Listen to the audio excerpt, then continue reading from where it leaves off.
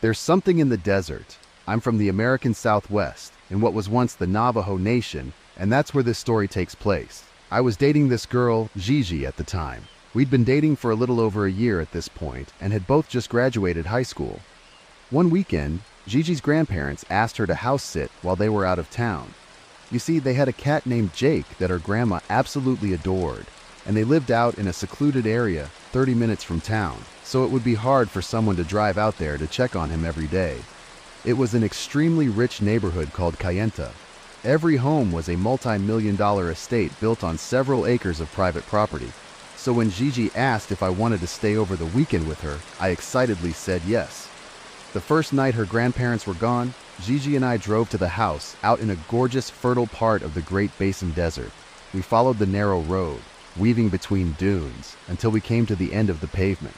From there, we drove another 10 minutes up a winding dirt road, and then we caught sight of the house. I was in awe. It was a beautiful adobe home, with Mexican ceramic tile floors and Navajo tapestries decorating the walls. The first thing I did was wander through all the rooms, of which there were many. The front door opened into the living room, a spacious room with high ceilings, a fireplace, and plenty of seating. Just to the left was the dining room, kitchen, and bar area. Through the living room was her grandma's library, a couple bathrooms, and the guest bedroom. And finally, across the hallway was the master suite, decked out with a bedroom, a bathroom, a shower room, a sauna, and a den leading to a private porch. The place was built like a maze. Every room forked into two more, with multiple ways to get to anywhere. But my favorite thing about the house was how many windows there were. The walls of the kitchen and living room were entirely made of windows, so you could always take in the gorgeous desert view. We found Jake curled up on a couch in the den of the master suite. He was a large black cat with green eyes and was very friendly. "Hi, Mr. Handsome," Gigi greeted him with a scratch under the chin, just where he liked it. "Did you miss me, Jakey?" He stretched out his neck and purred, enjoying the attention. I chuckled. Pets having human names was always humorous to me. "Oh, who's a sweet boy?" Gigi said in a cute, sing-song voice. We must have disturbed him, because as soon as Gigi stopped scratching him, he got up, stretched his legs, and walked out the cat flap in the door. "They just let him come and go as he pleases?" I asked. "Yeah, he knows his way back home," she said. "We just can't let him out after dark." After putting out some food and water for Jake, Gigi and I decided to follow his lead, and we set out adventuring in the sandy red hills that surrounded the house. Being an experienced hiker, Gigi had a path she liked to walk in the early mornings when she stayed out here. She guided me through the washes and ravines, and we talked and admired the beauty. We were about 20 minutes away from the house. I didn't know whose property we were on, but we had surely crossed out of Gigi's grandparents by now. After a few more minutes of walking, once all the houses were out of sight, Gigi started climbing up a hill. "Up here," she said. "This will be perfect." The sun was just starting to set over the western mountains. If you've never been to the desert, let me tell you, the sunsets are the most beautiful I've ever seen. The sky turns into a painting palette. Red, orange, pink, purple, and blue, fading to black as you look east, with millions of bright stars speckling the void. It was breathtaking. "You see that valley over there?" Gigi asked. "Right at the slope of the mountain?" I nodded. "How many people do you think could fit in that valley? Like, if they stood shoulder to shoulder?" I thought about it for a second. "Probably like the whole country." "What?" she exclaimed. "You know that's like 350 million people, right?" "Yeah, but people are, what, 2 feet wide on average?" I reasoned, "and probably less than a foot deep. If everyone got crammed in, I think we could do it. Shit, we could maybe do all of North America." Gigi wasn't having any of it. "You had to retake algebra. There's no way I'm trusting your math." "Algebra isn't real math, it's a puzzle with numbers, and I suck at puzzles." Gigi didn't respond, just kept staring off into the desert. After a moment, she said, "The whole country, huh? And this valley is only a fraction of the whole planet. There's so much out there I bet no one's ever seen and been forgotten." Again, she just stood there, staring at the beams of sunlight behind the mountains. It was starting to get dark. "We should go back to the house," she stated. "The coyotes are going to come out soon." We were on the way back to the house. The sun had completely set now, and darkness crept in fast. About halfway there, I felt the hairs raise on my arms. I got chills. It was a strange feeling. I hadn't heard anything unusual, but my brain was screaming at me. "You're being watched." Before I could say anything, Gigi turned around and stared behind me. "I think there's something following us," she said softly. She felt it too. stay quiet, but act calm. I wanted to start booking it back to the house. Gigi had to tell me that's a bad idea. You don't run from predators, she said. Right now it's just curious, but the second you start running, you become prey. So we walked. The minutes felt longer at night. The feeling of being watched grew stronger with every step, like it was getting closer, surrounding me. A chill wind blew through the air, soft as a whisper. Gigi. Dread opened its eyes. Did you hear that? My voice trembled. Every inch of my body went cold. It was 70 degrees, yet the wind cut to the bone. Strange for October. I didn't hear anything, Gigi insisted, but there was fear in her voice. We're almost there. Keep going. Slowly. Don't look back. Keep going. Slowly. Don't look back. I kept repeating it to myself. It became my mantra. We were walking up the last hill now. My heart was pounding. I don't know what was following us, but it wasn't just a coyote. Keep going. Slowly. Don't look back. The sand was loose beneath my feet. I prayed I wouldn't slip. If I fell backwards, the night would consume me. I knew it. Keep going. Slowly. Don't look back. Finally, we were peaking the last hill. Once at the top, under the light of the porch lamps, I turned around and looked. But there was nothing there. I had to laugh at myself. My mind had tricked me, let paranoia run rampant. It was only a coyote, I'm sure, if it was anything at all. Gigi and I walked into the refuge of the kitchen through the sliding glass door. In an instant, the warmth returned to my body, and a feeling of safety washed over me. We looked at each other, sharing a moment of peace. Then we started laughing. No more night hikes, we agreed, happy to shrug the whole thing off. While we stood there, laughing at each other, I couldn't help but admire how beautiful she was. Her long, curly black hair, brown almond-shaped eyes, and freckled brown skin. Seeing her laugh and smile made me feel safe. Maybe it was the adrenaline still pumping, but she never looked more beautiful to me. Want a drink? She asked. That was exactly what I needed. Perfect opportunity to check out the in-home bar, I thought, but Gigi declared those bottles off limits. That's the expensive stuff. They'll notice if it goes missing, she explained. My grandma used to keep some in the library, though. I'll see if it's still there. And she walked around the corner. I went to the den to check on Jake, but he wasn't on the couch. He wasn't in the living room or kitchen either. Probably not a big deal. Cats have places they like to hide, and this was a huge house. Plenty of spots to choose from. Still, it had been a while since we last saw him. I figured I should let Gigi know. But upon entering the grand library, I instantly forgot what I went there for. Enormous, floor-to-ceiling bookshelves, built into the walls, lining the entire room, filled left to right. No space was left unoccupied. There must have been 1,000 books in this room. I walked right past Gigi as she searched a cabinet to look at the selection. Many of the books were about the Navajo people, about their traditions and beliefs, and about their superstitions. One in particular caught my eye. A book about Yi-Nal-Blushi, or skinwalkers, shapeshifters in Navajo folklore. I picked it up and opened it. Half the text was in another language, and what was in English was analyzing the parts I couldn't read. I kept turning until I came to a picture of a frightening, mythical creature, unlike any I'd ever seen, like a feathered wolf with antlers and human eyes. Quite an unsettling drawing. Aha, I heard Gigi exclaim. From deep in the cabinet, she pulled out a perfectly cheap bottle of Bacardi. This won't be missed. Probably been forgotten about. She walked over and noticed what I was reading, and visibly cringed. Put that away. I have nightmares about that book. You've read this? I was surprised.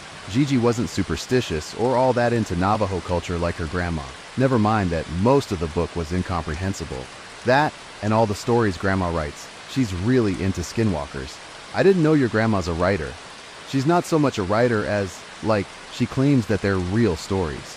Yeah, but that's part of writing ghost stories. You don't start it off by saying this is totally made up. No, I'm not kidding. She, actually believes this stuff. Gigi opened a small drawer in her grandma's desk. Check it out. It was an old Colt Peacemaker. Gigi reached into the drawer, going for the gun, I thought, but her hand moved right past it and grabbed the box next to it instead. She lifted the lid. Inside was full of bullets. She hand-loaded these. There's a pocket of ash inside, which is one of the only things that can hurt a skinwalker, according to her. Can it kill one? The only way to kill a skinwalker is to call it by its human name.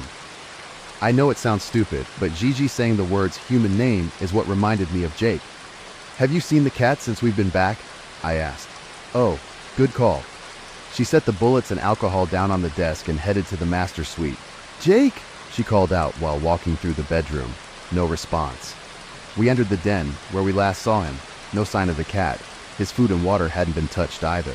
Then I looked over at the cat flap in the door and remembered Jake leaving through it hours earlier. Gigi and I looked at each other, and I could tell we were thinking the same thing.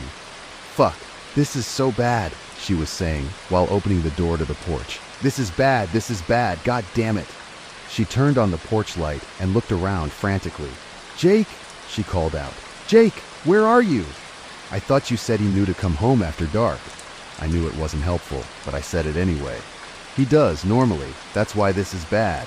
Jake." She stepped further out the door, using the flashlight on her phone. "Will you go check the garage?" she asked me. "He likes to hang out there sometimes. I'm gonna look over here." I said I would, and set off toward the kitchen. Now, mind you, the garage isn't connected to the house. It's a detached garage about 10 yards away on the property.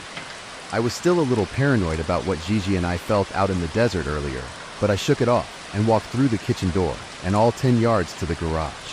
Once inside, I flipped on the light and began searching. He wasn't under Gigi's grandpa's truck, behind the freezer, or in the tool cabinet. I double-checked, triple-checked every spot he could be. I'd looked everywhere, and there was no sign of a cat. All I could do was put my hands on my head, take a deep breath, and prepare to give Gigi the bad news. I turned the lights off and was about to step out when I heard what sounded like a soft exhale behind me. Immediately, I swung around and flipped the lights back on, but again, there was nothing. Actually, there was something, kind of. Some hairs on the bench next to an open window. Not much, but I hadn't noticed it before. I picked them up and examined them closer. Black hairs, probably Jake's. Maybe he was still close by, I hoped. I turned on my flashlight and ventured back outside. "Jake!" I called into the night. "Are you around here, buddy?" I moved slowly, deliberately, shining my flashlight all about, making sure I didn't miss an inch. "Jake!" Then I heard something move in the sagebrush nearby. "Jake!" I called into the night. "Are you around here, buddy?"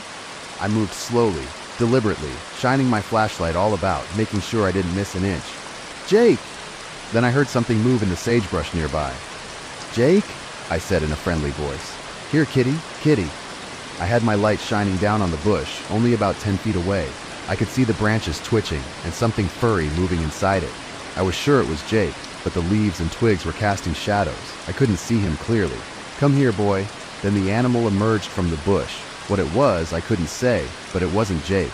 For a second, I thought it might be a coyote, but this animal was much too large. It looked almost like a dog, except for its legs, which were long and skinny, and cloven, like a goat's. It looked at me with very unusual eyes, close set and expressive, like a person's. It exhaled, and I felt myself tremble. I thought of what Gigi said, about not running from predators, so I started calmly backing up towards the house, not even turning my back. It slowly inched towards me as I moved, keeping its gaze on me the entire time.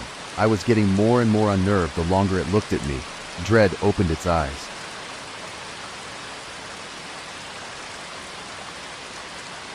"Stop looking at me," I whimpered, continuing my slow retreat. I was starting to sweat now. My tremble had turned into a full shiver. Something about this animal was not right, not natural. I didn't like the way it was looking at me. It was making me feel crazy, hysterical, like it was putting me under a spell. "Stop looking at me!" I tried to command it. It exhaled again, almost like a laugh. I just kept backing up. The light from the porch was getting brighter. I kept thinking I should be there any second. Just a few more steps. But with every step I took, the beast took one too, never getting closer, never letting me get too far away, always within its grasp, like clay in its hands. Its eyes reminded me. Those eyes. I felt like I was going mad looking into them. They were black at first, weren't they? I had to ask myself, because now they were a deep, earthy brown, so familiar looking. Finally, I took one more step back and felt my hand touch the door handle. I slid open the glass door and got inside as fast as I could, locking it behind me. The animal walked right up to the house, continued staring at me through the glass, but the glass wouldn't stop it, I was sure. The way it looked at me, I knew nothing could stop this beast. It was determined, and it would have me. It would break through the walls and drag me out into the night, never to be seen again. It exhaled again and fogged up the window, then turned around and walked back into the darkness. As it left, I felt myself return to normal. Dread went to sleep. Senses came back to me. I could taste my mouth again, feel my skin, hear the blood flow in my head.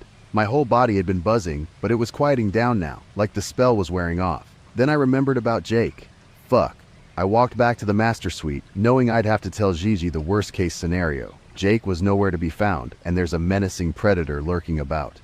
The porch door was open when I entered the den. Gigi was outside, still calling for Jake. I walked to the doorway. "Gigi," I called out. She flew back to the house, eyes wide and desperate. "Did you find him? Was he out there?" I wanted to tell her about the creature, but looking in her eyes made the feeling of danger wash away. Her deep brown eyes. What was I thinking before? Had I gone mad? It was just some weird, malnourished wolf of a breed I'd never seen. Why was I so affected by its stare? Why did it fill me with such dread? I had to laugh at myself. "What the fuck is funny?" She was scowling at me. I forgot we were still in a different kind of crisis. I needed to apologize and tell her I hadn't found Jake, but before I could, we heard a distant sound. Meow! We ran out from the master suite to see Jake sitting in the porch light outside the kitchen door, right where the creature just was a few moments ago. "You little fucker," Gigi chastised him, sliding open the door and letting him inside. He brushed his head against her shins and meowed at her. She picked him up with a big sigh of relief. "We'll have to lock the cat flap so you don't run off again." Gigi and I looked at each other and started laughing again. "Why does shit like this keep happening?" I said. "I don't know, but let's have that goddamn drink."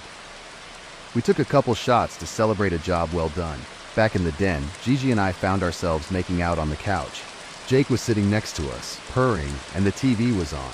The worries of earlier were a distant memory. Everything was back to normal, until we heard the swinging of the cat flap in the door. Fuck, we never locked it, and he just got outside again. Gigi and I both got up instantly, ready to search for Jake a second time. He couldn't have gotten far. We'll just pick him up, put him back inside, and actually remember to lock the flap this time. I was reaching for the door when we looked down at the flap and saw Jake. He was inside, but we just heard him leave. Unless he actually came in just now. But then, when did he get out? He was just on the couch next to us. In fact, he was still on the couch. He hadn't moved, but he was also by the door. Our eyes flickered back and forth between the two black cats in the den. Something wasn't right. The Jake by the door started growling, hissing, puffing up its tail. The Jake on the couch jumped down with a growl of his own, and the two cats lunged at each other, screaming and clawing and biting. Not in a playful way either. They scrambled all around the room, becoming one amorphous black shape. I stomped on the ground and yelled, "Hey!" which seemed to scare them both, and they stopped fighting long enough for me to take one to the other room. But now we had another problem. During the fight, we lost track of which cat was which, so now we had to figure out which one was Jake. Gigi looked at her cat, then came and looked at mine, then she looked at her cat again, and mine one more time. She couldn't tell the difference. They were identical black cats. In order to figure out which was which, she said we should stay in different rooms and study their behavior. My cat was friendly, like Jake, brushing up against me, wanting to be pet. He was clearly trusting of people, and comfortable in this house. Gigi's cat was skittish and defensive, and was trying to escape.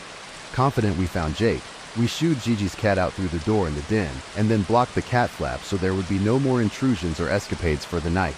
"Do you smell that?" I asked. It hit me out of nowhere, the most god-awful smell I'd ever smelled. It stunk like death. "What is that?" "I think it's from them fighting," Gigi said. "Cats release pheromones when they're in danger. This must be what it smells like." "It's disgusting. Let's go to the living room." I couldn't stand to be in there any longer. It was evoking the same dread I felt when the animal was staring at me, and I wanted to leave that far behind. Thankfully, Gigi agreed, and we grabbed Jake and took him to the living room, where we continued watching TV. It was getting late now. Gigi and I were still in the living room. That feeling of being watched was creeping back. I tried to focus on watching TV, but it was hard to ignore. Out here in the living room, the walls are made entirely of windows, but at night, when it's dark out, the windows turn into mirrors. You can't see out, but whatever is out can see in. Dread opened its eyes. The animal was back. I could feel it. It was standing right outside, staring at me. I knew it was. The feeling was unmistakable. I couldn't see it, but it was right there, just on the other side of the glass, so close that the window would fog up if it exhaled again. Something moved next to me. I flinched, but it was only Gigi getting up. "What happened?" She laughed at me. "I'm just feeling uneasy." "Do your grandparents not have curtains?" I asked. She shook her head. "You have that feeling again?" I nodded. "Well, I'm gonna go take a shower. Maybe go in the guest room and sit on your phone while I'm gone." It was a good idea. There was only one window in there, and it had a curtain. So as Gigi went to the master suite to shower, I went the opposite way. I never got to the guest room though, as on the way there, I walked past the library. The Peacemaker was still out on the desk, next to the Yi Nald Lushi book. Something compelled me, so I opened the book back up to the unsettling picture I saw earlier. I felt a cold breeze, like dread breathing down my neck. I turned the page. The English contents talked about the abilities of the skinwalker. They are tricksters, cunning, and manipulative. Not only are they shapeshifters, but witches also, and immortal, thrice cursed. Their magic can bewitch the heart, sending their prey into a state of hopeless dread or a false sense of safety, like a siren song. The water to the shower turned on, but then right after, Gigi walked out of the room. "Hey, will you do me a huge favor?" she asked. "Will you get me a towel?" I set the book down on the desk. "Where are they?" "In the den." "What? That's right next to you. Just get one." "Please? It smells so gross. I don't want to go in there." I stood my ground. "Just plug your nose. I believe in you." She scrunched up her face into a cute, jokingly angry expression and walked off. I giggled at that. She was adorable. I looked back down at the desk, and this time, my attention was drawn to the revolver. It was heavier than I thought it would be. I checked the rounds. All 6 were loaded. I raised it up and aimed it at myself in the mirror. Feeling lucky? I asked myself. Then I heard Gigi call out from the shower. "Hey, what's up?" I shouted back. In a sultry voice, she said, "Come join me." She didn't have to tell me twice. Even in her grandparents' shower, I wouldn't say no. I set the gun down on the desk and exited the library, crossed the hall, and walked into the master suite. The shower room was through the bedroom and to the right, opposite the den. I was just making my way around the corner. Elle could see Gigi's leg behind a jutting wall, water dripping down the little blue shower tiles. When I felt my phone vibrate in my pocket, it was a text from Gigi. "Wait," it said. It caught me completely off guard. I glanced back at Gigi's leg in the shower. I was about to say something to her when I got another text. "Don't go in there." What the hell? Did she have her phone in the shower? Why was she texting me when we were just speaking to each other? Why did she say there and not here? I was so confused, it felt like a puzzle, and I suck at puzzles. Then it clicked. Gigi had never gone back to the shower room. She was still in the den getting a towel. I didn't know who I saw in the shower, but it sure as fuck wasn't Gigi. Dread wrapped its arms around me.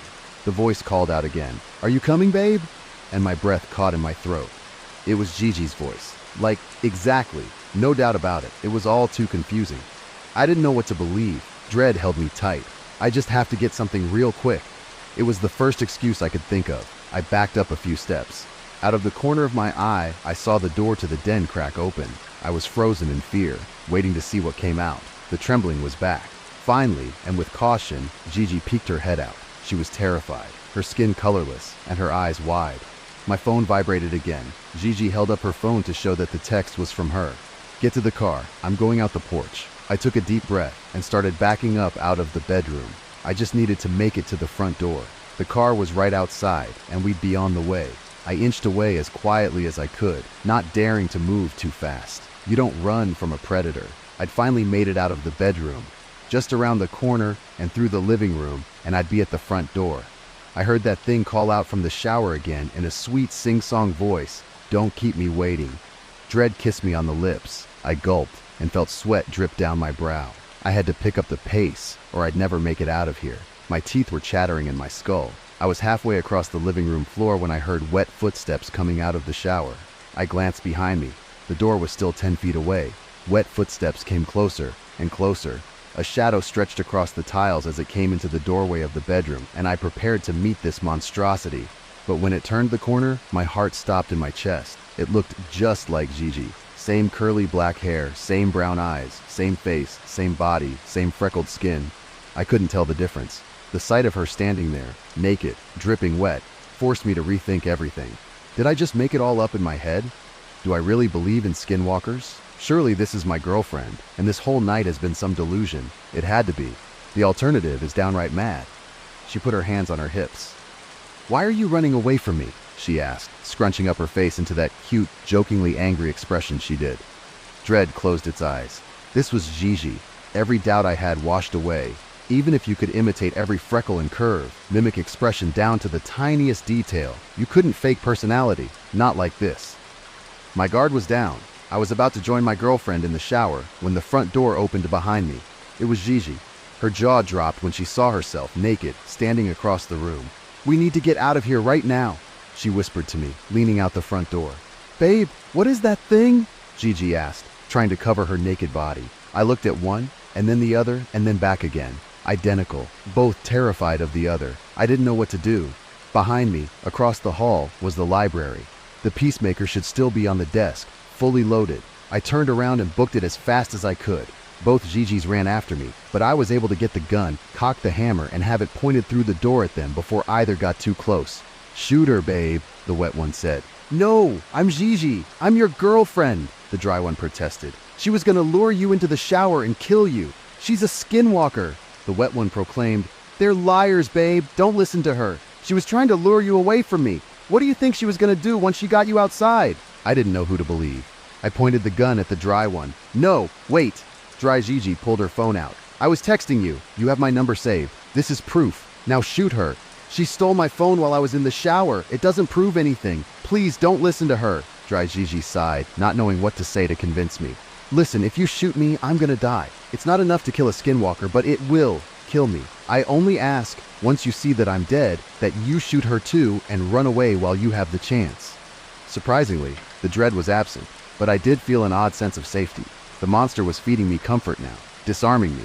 I tried to think. I pointed my gun at the wet one. Where did we meet?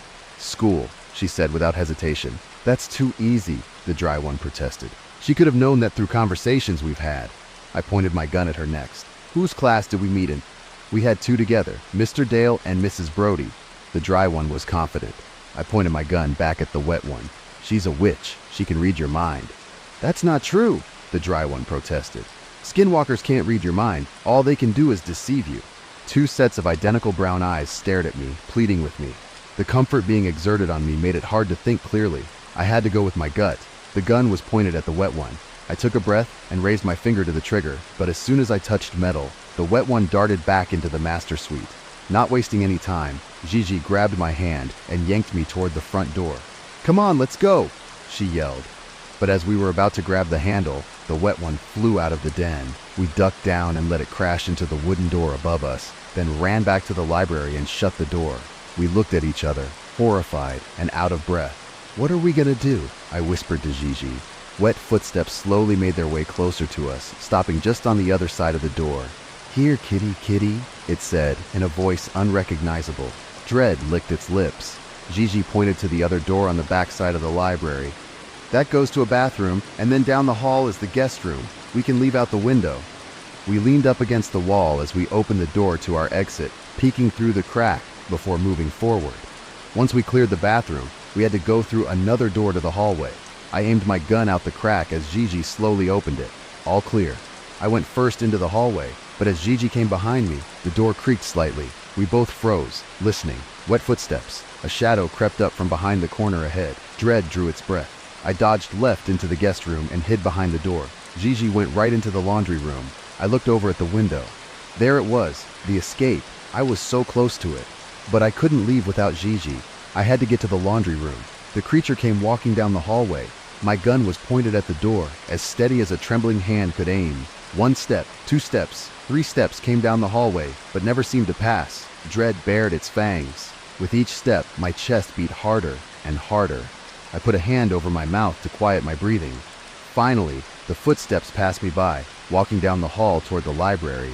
Once it was several paces away, I silently peeked out the door. The creature didn't look like Gigi anymore.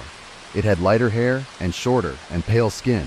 With its back to me, I quietly shuffled across the hall into the laundry room. It didn't seem to hear me. The lights were off in the laundry room. I had to use my phone to look around. There was no sign of Gigi. Where had she gone? There must be another way out of here. I looked in the closet and sure enough, there was a door leading to the living room. I was collecting my nerves, gearing up to follow her out the door, when I heard another voice. Familiar, but not Gigi's this time. It took me a second, but then I realized. It was my voice, coming from a different room. Gigi? It spoke in a loud whisper, a perfect imitation. I saw it go into the guest room. Let's make a break for the car. Dread sunk its teeth in me. Footsteps came from the master suite. It was Gigi. I bolted out into the living room to stop her, but the monster was already there, dressed as me, waiting in the trap. As Gigi came around the corner, I aimed my gun at the other me. Stop! I cried out. The creature turned to face me, smiling, taunting. I was looking into my own eyes. It had my face, my body, my expression down to the tiniest detail. Dread opened its mouth wide. Was I still me? Could I be if something else was too? If no one could tell the difference? If couldn't tell the difference, was I ever really me? The monster cried out in my voice, "Stop looking at me!" Dread swallowed me whole. I was paralyzed. My vision narrowed until all I saw was black. I fell back to the floor, dropping the gun. I couldn't even crawl away as it walked up to me. Only, as it approached me, it became Gigi again. A light glowed behind her. She was the only thing I could see. She leaned over and stretched out her hand. "I'm offering you peace," she told me. "Won't you take it?" Her smile pierced through me. And just like that, the dread washed away again, and serenity took its place. Something in me changed. I finally understood. If I was going to die, I should feel at peace about it. The creature was offering me comfort. There's bliss in accepting the lie. "Yes," she assured me. "Don't fight anymore. You can rest now." I let her take my hand. She lifted me up off the floor and looked at me. Those eyes, her brown eyes, they welcomed me. I felt myself on the brink of passing over to somewhere else. The feeling of bliss was overwhelming, all-encompassing, but creeping up behind it, I felt an itch. A strong itch, strong and deep, down to the bone. Then I heard the loudest sound I've ever heard in my life. When my vision returned, Gigi was on the floor, screaming and writhing. There was a hole in her chest already rotting. Confused, ears ringing, I frantically looked around to see what happened. Standing by the front door was Gigi, trembling, white knuckles gripped around the peacemaker, a thin flume of smoke billowing from the barrel. The creature struggled in agony on the floor. Its skin turned to feathers, then to wool, then to fur. It stumbled to its feet, walking on all four paws that suddenly became hooves. Each time it turned into something recognizable, it changed again, almost shimmering. Antlers started to crown its head. In one last cry of pain, it broke through the glass of the kitchen door and ran off into the darkness. I thought I would feel relief, but as the creature disappeared, so did the peaceful serenity. It left me feeling hollow, save for the itch. Gigi looked at me and started crying. I couldn't cry. I had felt so much, so intensely. To be free of it now felt like its own death. I couldn't feel relief or joy or fear or pain, just an itch. "Am I dead?" I managed to ask. Gigi shook her head, sobbing. I couldn't understand why she was crying. "It's all right," I said. "It won't be coming back." I was so drained, it was all I could think of to comfort her. "Let's go home. We don't have to be here anymore." She put her face in her hands and sobbed. "We can't go home," she said. "What do you mean? Why not?" "It marked you." "It marked me?"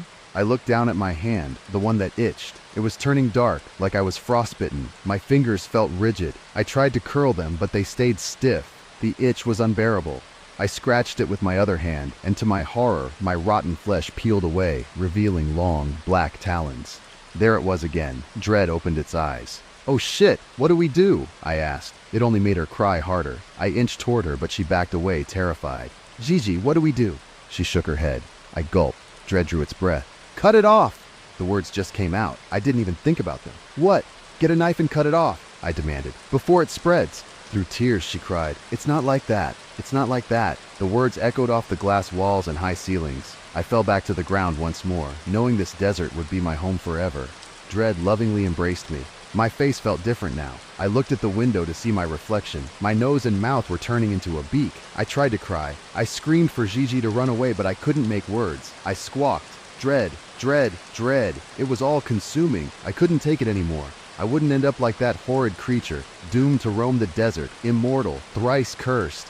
"You know my name," I tried to say, but the words wouldn't come out. Dread laughed at me. "Say my name," I tried again. Gigi steadied her breathing. I don't know how, but I think she knew what I meant. She pointed the gun at me and pulled the trigger. My shoulder exploded. Bone fragments shot through me. The force knocked me across the floor. The pain was like nothing I'd ever known, like my blood turned to acid and was melting through my tissue. Black smoke rose from the wound, already festering. Dread opened its mouth wide. I screamed. We'd become one. I was crawling towards Gigi, snarling at her, baring my teeth. She stepped away horrified. I almost felt ashamed, but the dread wouldn't let me. I was its puppet. Dread wore my skin. Gigi shot again, this time in my leg. The bone breaking was excruciating, but it stopped me from crawling. I laid there screaming, blood leaking out of me as my body tried to transform. "Say my name!" I screamed at Gigi, hoping she'd understand. She raised the gun again. "Patrick," I heard her say. I never felt the third shot. Dread was all that remained. So that was pretty much it. I hope you liked the story. Till then, peace out.